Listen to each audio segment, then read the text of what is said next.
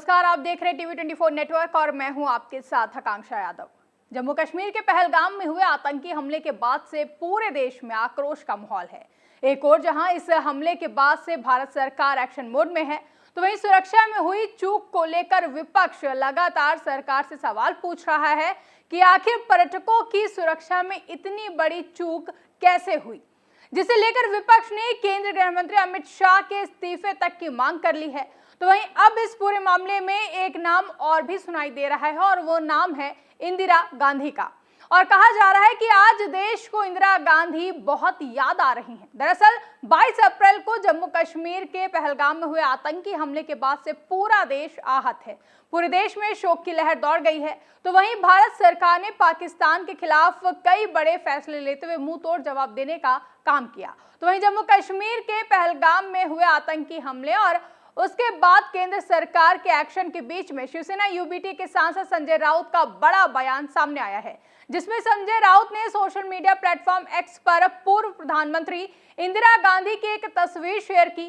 साथ ही संजय राउत ने तस्वीर के साथ लिखा कि देश को इंदिरा गांधी आज बहुत याद आ रही हैं। जय हिंद। बता दें कि इससे पहले बीते कल शिवसेना यूबीटी सांसद संजय राउत ने कहा था कि देश पर हमला हुआ है, इतने लोग मारे गए हैं, इस हमले में पाकिस्तान का अप्रत्यक्ष हाथ है, क्योंकि पाकिस्तान में जिस तरह से आतंकी कैंप चलते हैं और वहीं से हमारे देश पर हमले होते हैं, इन फैसलों से भी कड़े फैसले लेने की जरूरत है और विपक्ष में होने के बावजूद भी हम सरकार के हर फैसले का स्वागत करते हैं। इस दौरान संजय राउत ने यह भी कहा था कि कश्मीर ऐसा मुद्दा है कि अगर विपक्ष संसद में इस पर चर्चा की मांग करता है तो इसके लिए अगर विशेष सत्र भी बुलाना पड़े तो बुलाना चाहिए।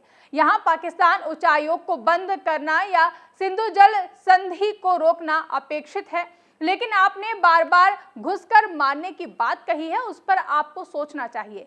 ये रक्षा का मामला है, भले हमें मत बताइए बल्कि करके दिखाइए। आपको बता दें कि पहलगाम में हुए आतंकी हमले को लेकर विपक्षी दलों ने मोदी सरकार पर सवाल भी खड़े किए हैं।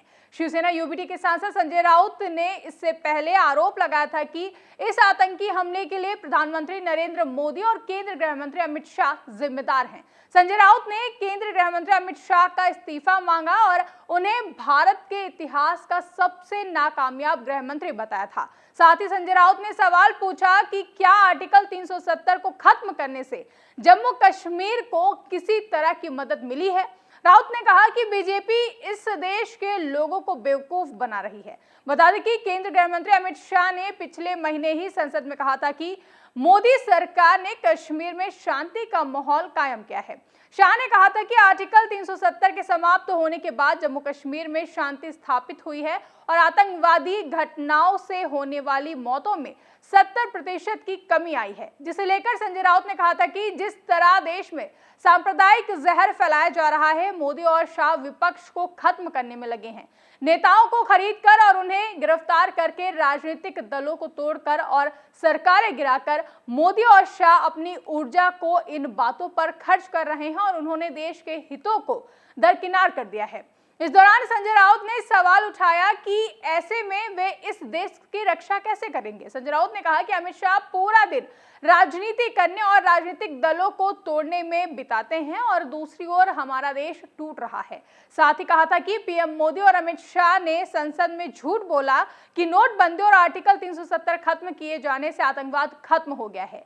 राउत ने पूछा, आतंकियों को उनकी भाषा में जवाब देने का क्या मतलब है? क्या वे और मस्जिदों को गिराएंगे? क्या वे हिंदू मुस्लिम कार्ड खेलेंगे? क्या वे सर्जिकल स्ट्राइक करेंगे क्योंकि बिहार में चुनाव आ रहे हैं, या फिर क्या करेंगे?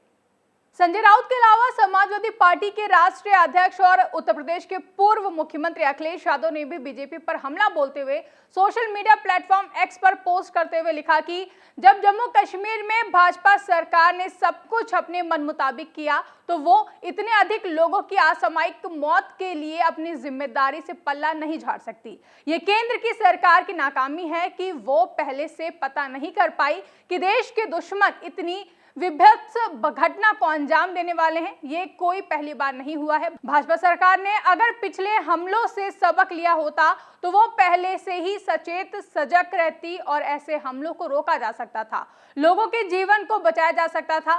संवेदनहीन भाजपाइयों से आग्रह है कि जिन परिवारों ने अपनों को खोया है उनका दुख दर्द समझकर कम से कम देश की सुरक्षा को तो जुमला ना बनाएं। ये असीम दुख की घड़ी है, इसको भाजपाई दिखावटी बैठकों से और झूठी संवेदनाओं से झुठलाने का कुकृत ना करें। साफ है कि विपक्ष सरकार पर निशाना साधते हुए सवाल उठा रहा है, तो वहीं अब जिस तरह से शिवसेना यूबीटी सांसद संजय राउत ने पूर्व प्रधानमंत्री इंदिरा गांधी की तस्वीर शेयर करते हुए लिखा कि आज देश इंदिरा गांधी को बहुत याद कर रहा है, ये कई तरह के सवाल खड़े कर रहा है। बता दें कि सन 1971 के भारत पाकिस्तान युद्ध के समय देश की प्रधानमंत्री इंदिरा गांधी थी। तब भारतीय सेना ने पाकिस्तान को हराया और बांग्लादेश का निर्माण हुआ था।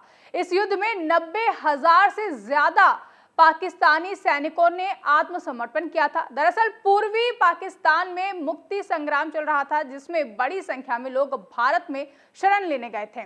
भारत ने पूर्वी पाकिस्तान के मुक्ति संग्राम का समर्थन किया और अंततः पाकिस्तान के खिलाफ युद्ध शुरू हो गया। 13 दिन के युद्ध के बाद भारतीय सेना ने पूर्वी पाकिस्तान पर नियंत्रण स्थापित कर लिया और फिर पाकिस्तान के सैनिकों ने आत्मसमर्पण कर दिया। इसके बाद पूर्वी पाकिस्तान बांग्लादेश के रूप में एक स्वतंत्र राष्ट्र के रूप में अस्तित्व में आया, जिसके बाद अब माना जा रहा है कि संजय राउत ने अब पूर्व पीएम इंदिरा गांधी की तस्वीर शेयर करते हुए पहलगाम में हुए आतंकी हमले में पीएम मोदी की सरकार की तुलना इंदिरा गांधी की सरकार से कर दी है। फिलहाल शिवसेना यूबीटी के सांसद संजय राउत की इस पोस्ट पर आपका क्या कहना है, कमेंट करके हमें जरूर बताएं। साथ ही ऐसी तमाम बड़ी खबरों के लिए आप बने रहें टीवी 24 नेटवर्क के साथ।